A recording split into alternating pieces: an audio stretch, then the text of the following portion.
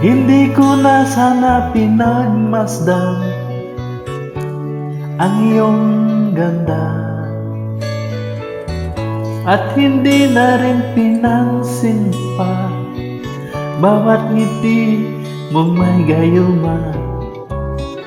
Dahil sa akala ko hindi ko iibig sa'yo, ikaw pala ang aakit sa puso ko.